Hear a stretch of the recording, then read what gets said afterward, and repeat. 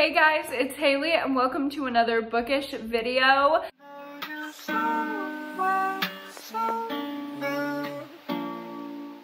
So today, I'm procrastinating. I have to go run some errands, but I really am not feeling like running them. So instead, I'm going to film a super fun video for you guys. Also, I do want to mention, because I've been getting a ton of questions about these nails. I mentioned them in one video. I don't remember which one. I think a vlog, but I have these beautiful nails and everyone thinks I got them done like at a salon. I did not. These are actually press-ons, if you can believe it. I know they're like so beautiful. If you would focus, like, hello, these beautiful little clouds. I'm obsessed with these. They've stayed on for 2 weeks now, which is just incredible.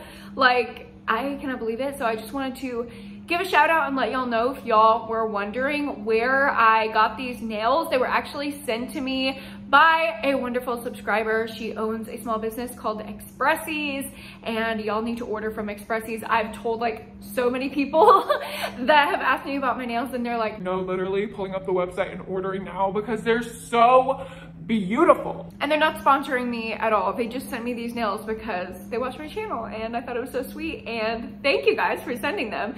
And I definitely want to tell you guys about it because they're so beautiful. Anyway, let's get into the video. So I'm the type of person that I like a very specific type of book. Y'all know I love dark graphic thrillers, and I get it. Not everybody likes that. My favorite books are not a lot of other people's cup of tea, really. And I was thinking to myself, I have never sat down and subjected myself to reading those other people's opinions of my favorite books. So today, that's what we're going to do. I apologize in advance if this triggers you. I'm sure I will be triggered during the course of this video, but honey, that's what we're here to do. The people just want to see me get mad about something, so here you go. If you want to see me get mad, I'm probably gonna get mad in this video. So I have my laptop down here. If I keep looking down, that's why, because I just pulled up Goodreads and I'm about to search my favorite books and read why people don't like them. Let's do it. Editing Haley. Put this at the beginning. I know this is not the beginning of your filming, but you need to, when you're editing, put this clip at the beginning. Hi, I just wanted to pop in here and say I am going into very light spoilers. No huge plot points are gonna be spoiled, but talking about the nature of some of the things that go on in the books will be talked about. Also in, when I talk about the reviews for 7 Husbands of Evelyn Hugo, I do go into one of the big reveals of the book, and I just wanted to talk about representation and stuff like that. So if you have not read that book and you want like 0 spoilers at all, maybe you want to skip that section, but hopefully all of y'all have read that already. If you haven't, go read it. That's your homework assignment. Okay, moving on into the video. Let's just start off with Pretty Girls, my favorite book of all time. Pretty Girls by Karen Slaughter. Okay, so right away, friend reviews. Oh my God. One of my friends, one of you that I'm friends with on Goodreads, rated this 1 star. Oh my God, I'm gonna call you out, Shauna. I'm sorry, Shauna, I'm gonna read your review. So Shauna does not want this to count towards their reading goal. They gave trigger warnings and they said, I forced myself to DNF this book. I've never not finished a book before, but I can't take this anymore. The book wasn't doing wonders for my mental health and I found myself constantly scared while reading it. Okay, yes, I agree. I was constantly scared when I was reading Pretty Girls. That's what I liked about it. So I totally understand this review, you know, DNFing it because you're not in a place where you can handle it. Totally get that. Not mad about this one at all. They said, I can deal with the book making me scared, but this one was on a whole other level. That's true. This is the most disturbing book I've ever read. I deleted the whole book off my device, so I can't read it. Okay, I totally agree, and this is the reason why I love Pretty Girls, because it was intense. It did scare me. It's very hard for things to scare me, but I love to be scared. So when something can scare me, it's absolutely just the cream of the crop for me. Let's continue. Okay, I'm not gonna read any of these super long reviews, and there's a lot of them. The people that don't like this book really really do not like this book. And I feel like the people who do like it, like myself, really, really do. So it's obviously a very divisive book. A lot of people are saying it requires a strong stomach. That's true. There is obviously a lot of trigger warnings. Talks about, you know, the bodily fluid things that happen. A lot of people don't like that. I would say though, why are you going into a Karen Slaughter book not expecting that? Like, maybe if you just randomly picked up this book, I could see why you'd be mad and be like, 1 star, the graphic, I can't believe. But if you know anything about Karen Slaughter at all, or you do your research and look at trigger warnings for thrillers, which you should do anytime you pick up a thriller if you are sensitive to certain subjects, I don't want to blame the people who picked it up, but like, don't you know what you're getting into? Like, I do not pick up Karen Slaughter when I can't handle it. And I am very aware that I can't read 2 Karen Slaughter books back to back. That is just way too much. However, I don't see anyone in these 1-star reviews talking about the characters, because there's literally nothing to rag on about these characters. They are phenomenal. Okay, so Lucas Anthony rated Pretty Girls 1 star and said, my eyes were rolling so hard at some of the twists, I was afraid I wouldn't be able to read again. Now that's just rude, Lucas, because I think the twists in Pretty Girls are some of the best twists I've ever read. In a thriller, it read like a horror movie, like an action movie, like you could see what was happening in your mind, like people coming back up when you think they're dead and stuff like that. And yeah, I get it. That might not be everyone's favorite, but you're wrong. Can I just say, Lucas, you're wrong. Okay, let's read a review by Emily. She seems like a very rational person. Be warned, this is an intensely disturbing book, the most disturbing book I've ever read, I think much more so than your average thriller. It has good aspects, great character development, complex and intriguing main characters, keeps you on the edge of your seat, but I wish I had not read it. I found myself upset by this book due to the subject matter, but I thought it was written in a way that was gratuitously graphic and distressing. I readily admit to not having the strongest stomach. Okay, so this, Emily, I get you. I understand. I understand exactly where you're coming from. You know, you're admitting that it was kind of your fault going in, like you knew you'd have a weak stomach, you knew you kind of should have stopped at a point, but you didn't, it's fine. She goes on to say, it's one of those thrillers where I found myself mentally yelling at the characters due to their stupidity and lack of caution. It got a bit ridiculous by the end, personally. The ending I didn't think was very well crafted, but maybe I was just mentally checked out. Yeah, Emily Queen, you were checked out. You were mentally checked out, because the ending of Pretty Girls is the best ending to any book I've ever read in my entire life? Question mark? No. I don't even need to put a question mark on there. That's gonna be a confident statement. The last chapter of Pretty Girls made me bawl my fucking eyes out. Okay, Iran, you're up next. And I'm gonna attack you for this one. Seriously, can we stop raping and torturing women for our amusement? Are there not other subjects for mystery thriller genre? The writing is suspenseful and engaging, but I cannot and fucking will not listen to another 10 shitty hours of women being victimized. I kept waiting for it to turn around and for someone to get some agency, and I can't fucking wait any longer. Fuck this. The whole point of Pretty Girls is to say that this is wrong. And no matter how bad you think it is, you think, you know, oh, this woman got raped and that's horrible. No, you think that's what's going on. It's so much fucking worse. It is showing the ugly of the ugly, of the ugliest ugly that there is that men do to women, and drawing attention to it. Because although this is a fictional account, it has something to fucking say about how we treat women, missing women in general. And I think it could be expanded upon to say, you know, marginalized women, poor women, women of color, trans women. You know, the book doesn't directly address that, and I wish that it did. That was the only thing that could have made it better for me. But we're not just listening to torture for fun. Everyone that says that Pretty Girls is just torture porn does not understand the reason why we're seeing the level of graphicness that we're seeing in this book. And it is to shed light on something The minute you think that it can't get worse, it fucking gets worse. Exactly like how the legal system and the police and all of these institutions get when you're a survivor trying to get some justice. It's putting the reader exactly what survivors go through, and that is why I fucking love this book, and I'm done reading shitty reviews about it, so let's move on. Okay, now let's move on to Jar of Hearts by Jennifer Hillier. This is by far my favorite book that I read this year. Very, very easily one of my favorite books of all time. And it's the only thriller that has really matched the feeling that Pretty Girls gave me.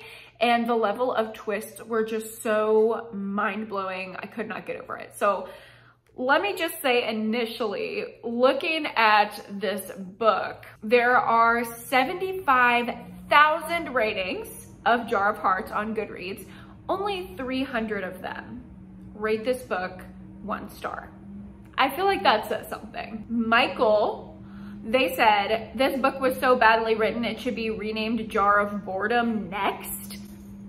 Michael, did you read the book? Because this is the least boring book I've ever read in my entire life on this earth. It was so exciting. There was quite literally twists every other chapter. There was a romance to keep you invested, so it's not just like investigation. You get to see inside a women's prison. You get to see flashbacks into the like 90s, early 2000s times, which were very fun and nostalgic. I don't know, Michael, maybe you just don't have taste. There are a lot of reviews talking about that they did not like the characters. And can I just say that that was the point? I don't think any of these characters are supposed to be likable. And that's what I love about Jennifer Hillier's writing and the way that she develops characters. Very similar to Lisa Jewell.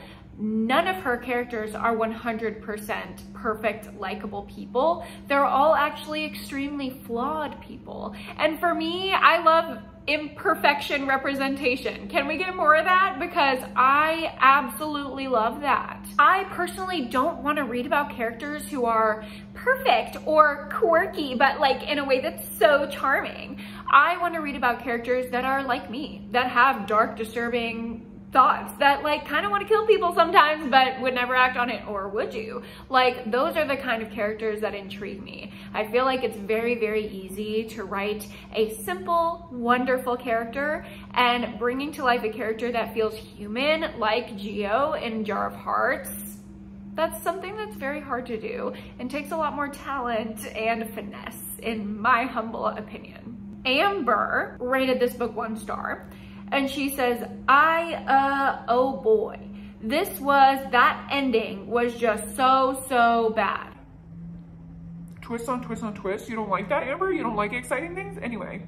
They say, the build needed so much more work for the story to be pulled off, though I'm not sure it was a great idea in the first place. Don't like that. Just shut the fuck up. The characters were very two-dimensional. Not at all. They were completely human. The romance needed help. It was not a romance. It just has romance elements. No one was likable. That's the point. There are 3.5 rape scenes. Yeah, it's about a rapist. The first being a cliche for a prison, but such a minuscule amount of female rapists exists, and her bunkmate just happens to be a serial. Okay, what we're really defending women in prison now? We're really defending rapist women in prison? Anyway, and then the woman who could have warned her about her bunkmate just says that it isn't her job to protect her. Sure, fine, but why didn't you warn her? That isn't hard. Women have it hard enough. Okay, so Amber's just mad about one small scene where a rape takes place. Our main character is sexually assaulted in the prison where she's being held, showing her that it's not all daisies in prison and there are some really fucked up people in here. And no, her bunkmate, who knew it was gonna happen, did not even warn her, because why should she have to? Yes, prison is harsh like that, and that's what that scene was trying to get across. And yes, it was very disturbing. It was for shock value. It's a fucking thriller. Okay, Princess Darcy coming in with 0 stars. 0 stars. The plot was ridiculous. The main characters were all ridiculous. The twists were ridiculous. The love interest was ridiculous. It felt very YA, except for the mature subjects. Okay, so isn't having the inclusion of mature subjects, like, doesn't that like make something not Why? Anyway, this was supposed to be a team read book, but I finished it before my team started it. I made the appropriate recommendation, return it for a refund. Well, that is shitty of you. You bought the book, and it's too bad for you that you didn't like it. Not every book is everyone's cup of tea, but if I returned every book I didn't like for a full refund, I think that's just hurtful to the author that you picked up a book and you didn't know what you were getting into. But anyway, the YA comment. I've seen that 3 times now while reading through these reviews that people said it read YA. Have y'all ever read YA? Are these people that like don't read YA a lot? Because I get the main character, Geo, she's like really immature. And that's the whole point, that we see her arc over the book as she grows more and more mature and realizes that back when she was a literal adolescent, that she didn't know what the fuck was going on, and she needs to wake up and address and own the mistakes that she made back then, and she grows a lot as a person from the beginning to the end. So that is my defense of Jar of Hearts. Now let's move on to The 7 Husbands of Evelyn Hugo by Taylor Jenkins Reid. This is another one of my very favorite books of all time. I read it the year before last, I think. And I have not stopped thinking about it since. It's one that I recommend to everyone, and it's one that every time I recommend it to somebody, they love. If you rated this book less than 5 stars, I don't trust you. I really don't. I'm gonna make that bold statement. I don't trust you. And I see some like very big popular booktubers on here rating Miss Evelyn less than 5 stars. And I'm not even talking just like 3, 4, I'm talking like 2. And I'm not gonna call y'all out here, but just saying, I don't trust you. I don't know if I trust you anymore.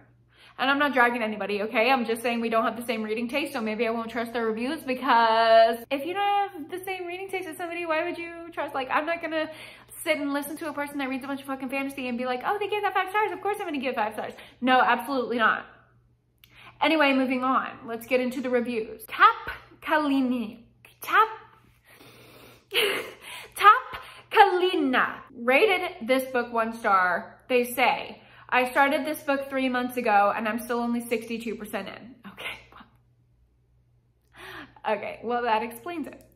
I hate literally everything about it, even hate to think about it, can't force myself to continue. It's pure torture. The only thing I can tell you is that Celia deserved better than Evelyn. Give her to me, I will take care of her. Yes, Celia did deserve better than Evelyn. I think that's like everyone's takeaway of the book. So congratulations to you, Miss Ma'am, for stating the obvious. Okay, let's move on to Kelly's review. Well, I never thought I'd see the day where I didn't fall in love with a TJR book, but here we are. Okay, so she's a Taylor Jenkins Reid fan. I'm sure I'll be the black sheep on this. You are. And I'll never understand why. I hated this book, and I say that very, very infrequently. I hated every single character, with the exception of maybe one, but even he turned out to be a huge disappointment eventually. The whole point is that you don't like the characters. You're not supposed to love the characters because they're great. You're supposed to not like them, but still understand them. And that's why you love them, because they're human and they're fucked up. How many times do I have to explain this to y'all? Okay. The plot was simplistic yet beyond difficult to believe. I don't think the plot was simplistic. There were 7 marriages involved. Contrived and cookie cutter are also words that come to mind and will only make sense if you read it. Cookie cutter. I don't think anyone thought this book was going to be what it was going to be, and it is that, which is amazing. One major plot point had me rolling my eyes so hard I was convinced I would have a stroke. What is up with these people and their eye rolls? Y'all just sound like fucking teenagers. I also really, really disliked the main romance. I felt that there was a huge double standard in how this relationship was portrayed based on the genders of the characters. No, it's not a double standard. It's shedding light on things that anybody can be in an abusive relationship. Whether it's gay, straight, lesbian, bisexual, transgender, whoever the fuck you are, you can be in an abusive relationship and you can be an abuser. And I think that's wonderful representation to have, even though it is sad. While I am all for authors branching out and trying new kinds of books, this book did not work for me. Okay, well, you're not working for me, Kelly. Okay, Miss Corinne. Wow, that was awful. The content of the supermarket tabloid variety, and the writer lacks all subtlety and grace. She might as well have beaten you over the head with a mallet to introduce her themes. The book is the stuff that gives chick lit a bad name. This is not chick lit. I don't think Taylor Jenkins Reid writes chick lit. I think she writes historical fiction. Chick lit is actually a very outdated term, Miss Ma'am. So thank you, Mary. Moving on. Also, can I just say, I'm not trying to be mean. No, I'm not gonna say that. Should I just say that? Everyone leaving these negative reviews in the pictures looks the same. And I feel that maybe there is some bias coming from these very specific people that look all the same in their reviews. And they are all middle-aged white women. And I'm not saying all middle-aged white women hate the LGBT community, but I am saying maybe just a little bit uncomfortable queen because you picked up a book about husbands and it ended up being about wives. Okay, the sun is going down, so the lighting is gonna get worse. I'm sorry, I cannot control the natural order of things.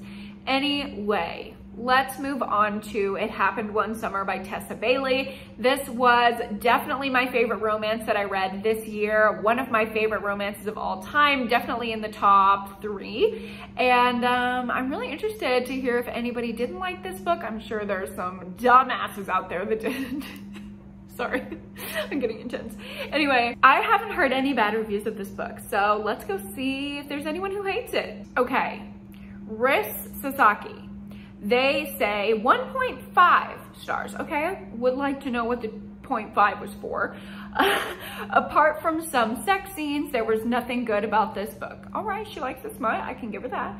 Everything was so out of this reality, it felt like I was watching an over-the-top soap opera, especially the end when Tessa Bailey decided to shoot a lot of lines that seemed that came directly from a telenovela from Mexico or something. Well, yeah, number one, it's a romance. They're like kind of dramatic like that. And this was also a romance based on Schitt's Creek, so it was like a little over dramatic and over the top, because if you know the characters from Schitt's Creek, that's exactly how they are. Also, I don't like the way that this review talks about telenovelas. It's just giving me a weird feeling. Just tell me how somebody can build an outdoor scenario of some sorts in less than a week. I mean, my dad built a deck in like a day and a half.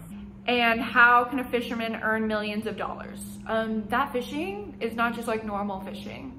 I don't know if you read the book, but it's like really scary, like dangerous fishing. Should I throw in my diploma and become a fish woman? Because it seems like it. Okay, I think you mean fisherwoman. And yeah, maybe you should. If you want to risk death every day to catch some like fat ass salmon, maybe that could be a good career path for you. But honestly, queen, I don't think you can handle it. Tanmoyi Sharma rated this book 1 star as well. They say, the book was a sweet and nice one-day read, but the plot was somewhat too obvious for me, making it slightly boring to continue. Would recommend to anyone looking for a short rom-com.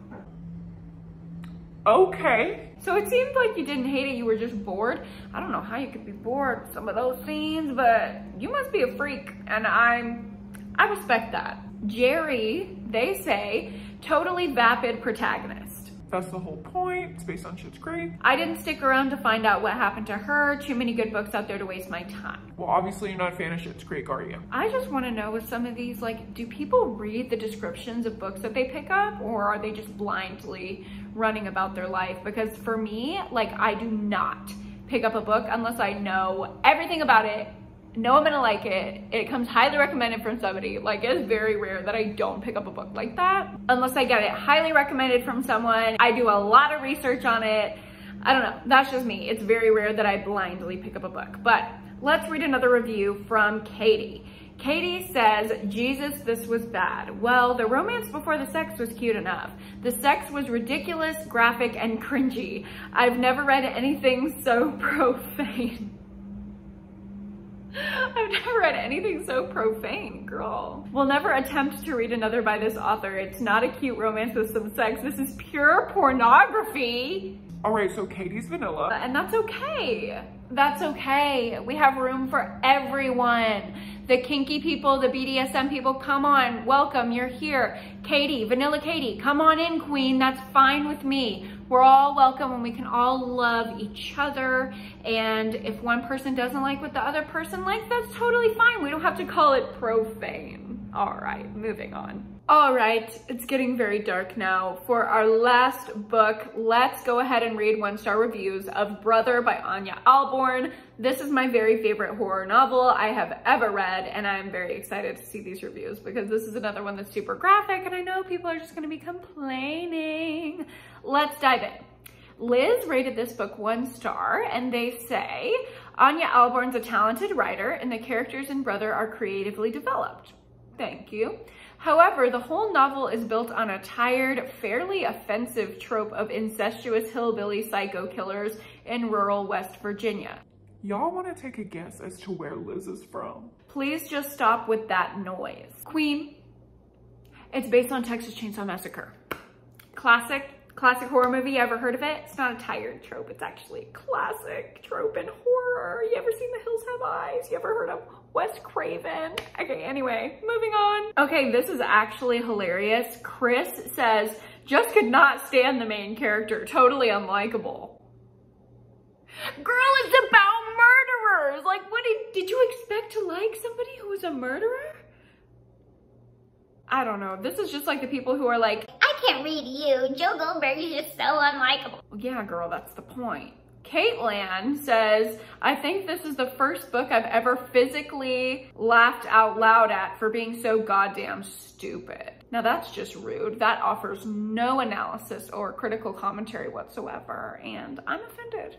I am offended by that. Miss Pam Carmichael says, did not finish, was just too sick. I read a lot of scary stuff, but this was sick. Made me sick to my stomach. Would not want anyone to read this. You signed up for a cannibalistic, murderous horror book.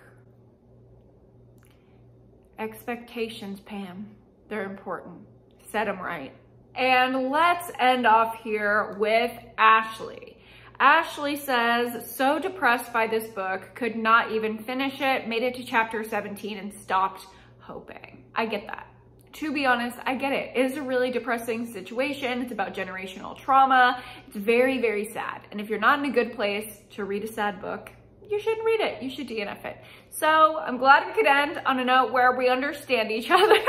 I hope you guys liked watching this, even though I got kind of sassy at some parts. I hope you liked watching it and hearing me defend some of these books.